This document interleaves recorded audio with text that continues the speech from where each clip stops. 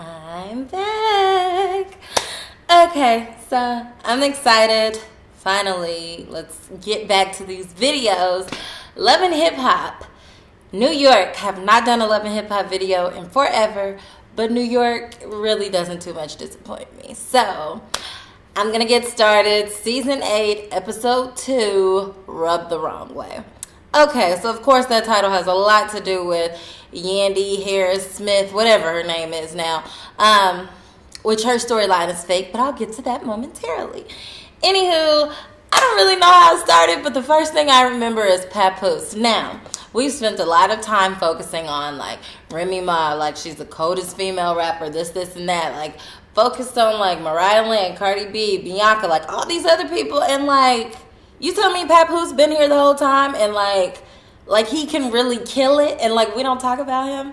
Like people like me, like I didn't listen to him before. So like I didn't know much about Papoose, okay? I heard he was good, but really hadn't heard him myself. And you know, I'm not gonna lie and pretend like I know exactly what he was saying tonight. Because he was going really fast, okay?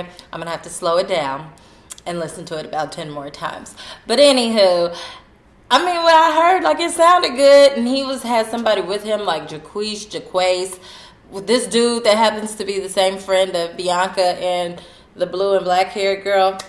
Anywho, yeah, they was at the station with DJ Self. It's about time. They put some more hip hop on here that was a male voice, not a female voice.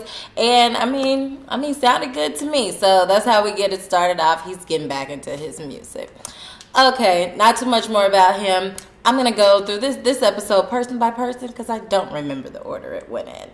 But anywho, no Remy Ma on this episode that I can remember. Bianca. Okay, so a lot of this episode was around Bianca and what is the girl's name? Brittany.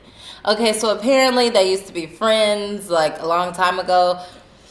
Bianca claims they were never friends and the girl was always jealous of her, but apparently they had pictures with each other and they hung out with the Jaquace dude, whatever. Anywho, of course, last week's episode, Bianca threw a shoe at her. She shouldn't have done that at an industry event. The Jaquace dude is like, look, y'all were both my friends. She really shouldn't be popping off like this. So I'm going to try to meet with her, try to get them to talk.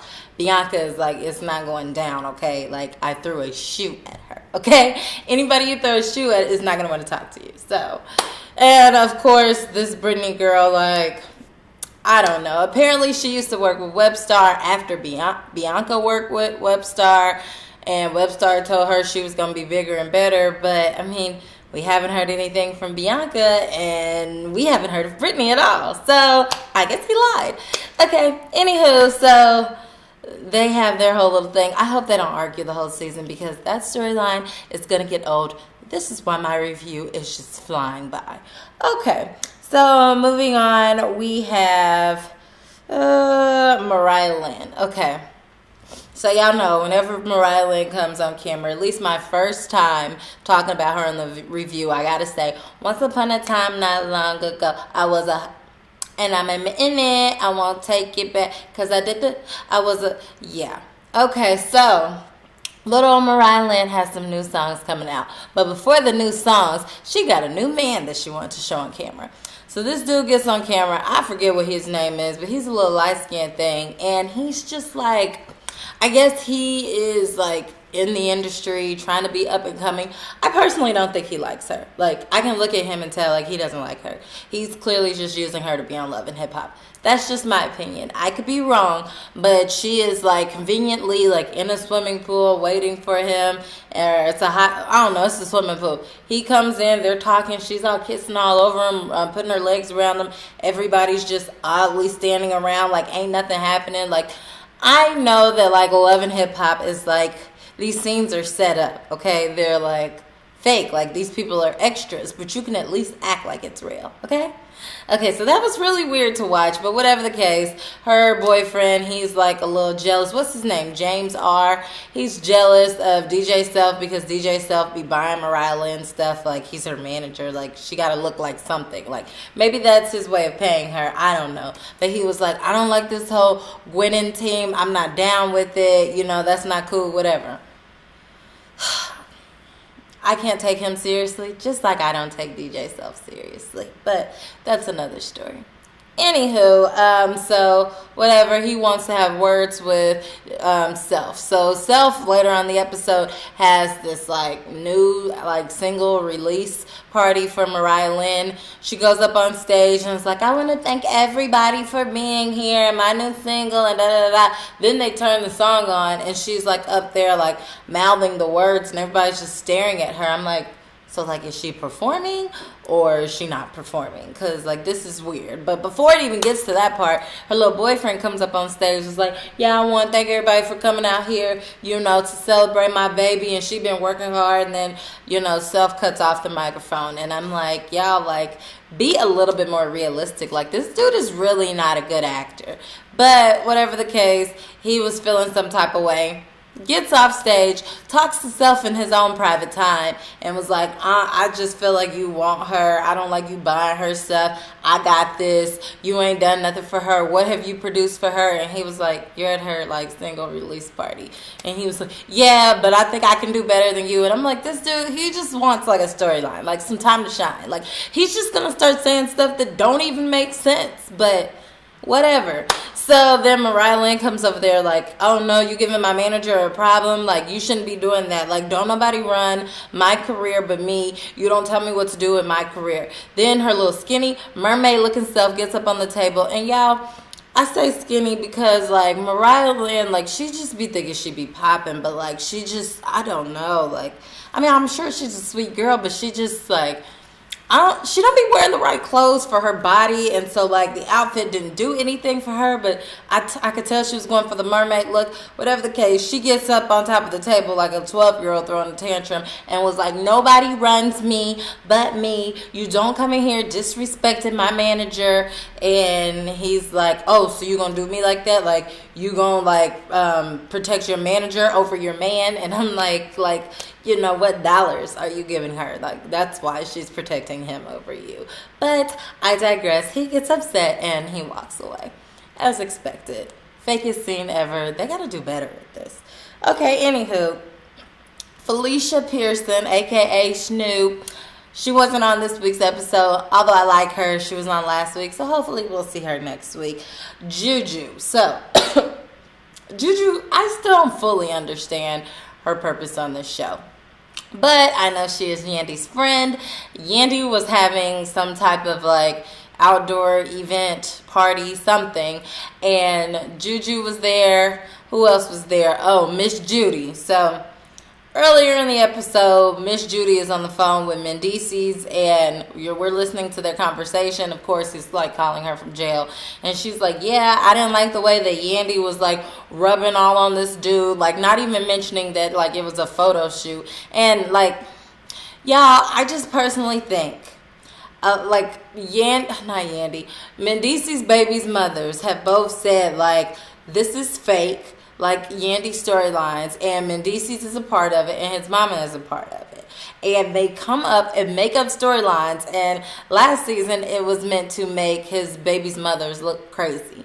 This season, I guess all that's left on there is Yandy and Miss Judy. So let's pretend like they're arguing back and forth, and then after the camera's cut, they're probably gone out to eat or like laughing and giggling with each other. Like, I just think it's fake, and I don't really think they should like play with their relationship like that. However, Mendices is probably like, look, I'm not there. I need to make money for my family. What's the storyline we're gonna come up with? Mama, I need you, you know, to come and be a part of this. Like, moms are big on TV, so you can do this. But it's just not authentic. Like last season, like they were thick as thieves. This season, all of a sudden, she's turned on her. Like, I'm just not buying it. And I think it's fake, and they could have came up with something else. But, like I said, I digress. Anywho, so she's talking about she's going to be snooping on Yandy. Mendices is like, I really appreciate it. So, of course, she's like conveniently at Yandy's little party, like checking on Yandy, like making sure Yandy ain't doing nothing wrong. And she was like, I didn't appreciate you rubbing all on that dude. And yeah, I told my son and da-da-da, all this stuff. And I'm like, this is fake. I don't like this. But like I said, I digress.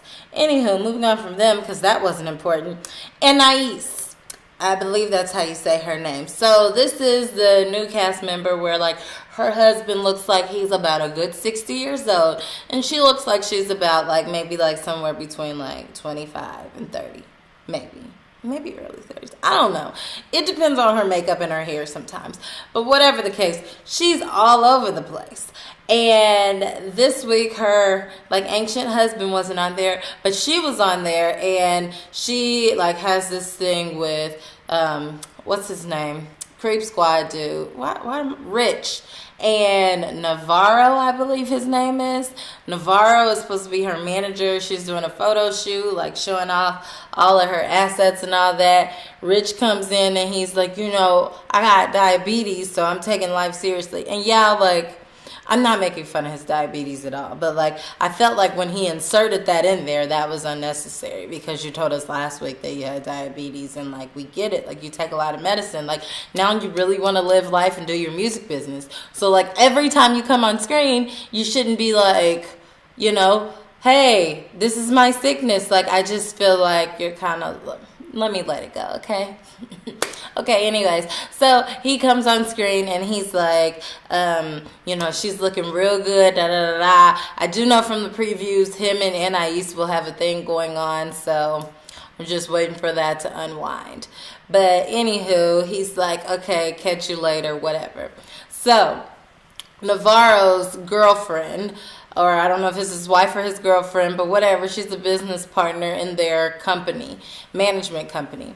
And he was supposed to have a meeting with Anais. Well, his wife, girlfriend, was supposed to cancel it.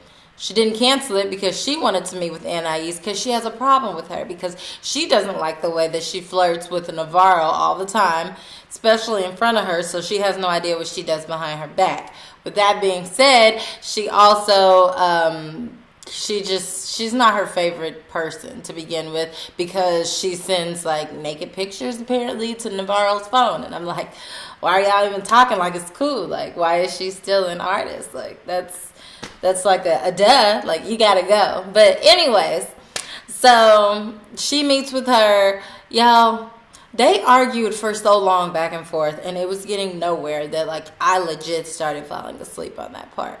Like I was like, okay, so like, are you gonna fight? Like, are they gonna cut this scene? Like what? Like I started feeling like I was watching like the haves and the have-nots, or like If Loving You Is Wrong for a second. Like this is an extended scene on a soap opera, and I'm dying. Like, get to the point. Anywho, the girlfriend ended up trying to fight Anais. Anais knew that she wasn't going to get to her, so she just sat there, smiled. Security came in, walked her out. Nothing came of it. It was a waste of a scene. It brought me no enjoyment. But anyways, so moving on from that, no Little Mo this week, but we saw in preview she should be on there next week. Dream Doll. Okay, so Self, I don't know if he has a promising future with Mariahlynn, but he may have a promising future with Dream Doll. She's this, you know, cute little girl. Like, she's a rapper. She has, you know, like big butt and like real shapely, blonde hair, well, with colors at the bottom. Like, she's a cute girl. And like when she was practicing, she like really seemed like she was into it. Like she wasn't coming on there like faking like, oh, I'm a rapper. No, I think like she might legit be trying to be a rapper.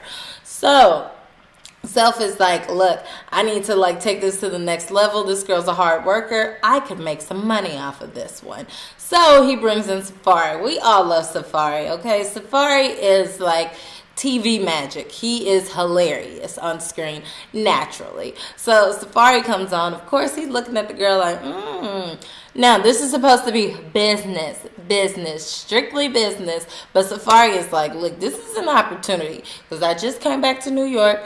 I ain't really got nobody on my team right now. Like, she is exactly my type. So maybe, you know, we can mix a little bit of business with the pleasure. And he ends up asking her out on a date before he even asked to do business with her. So, of course, she accepts. They go to like some like, I think they're doing like hang gliding or something. And they were both real scared to jump off the thing. But either way, you know, they're flirting and laughing. I mean, they kind of are cute together, but it was kind of cute because Safaree was like super nervous. You could tell. Like when he leaned in to kiss her, I'm like, why he look so nervous? Like it's like his first kiss in life. So we shall see what happens with this. He is afraid of what his mother will think because his mother said she don't want him bringing no more thoughts around or any more like big butt, colorful hair girls. And I'm like, why y'all keep throwing like shots and like low blows at like Nicki Minaj? But I digress. Anywho, I don't even know if there was anyone else. That's everybody. Anywho, as always, please like, comment, and subscribe. I will be back next week for another episode. I'm back in action. Shout out to Alan Welch. He was like, where you been? Right here. 2 kids. They drive me crazy. But I'm back, y'all. Okay? Okay. Peace.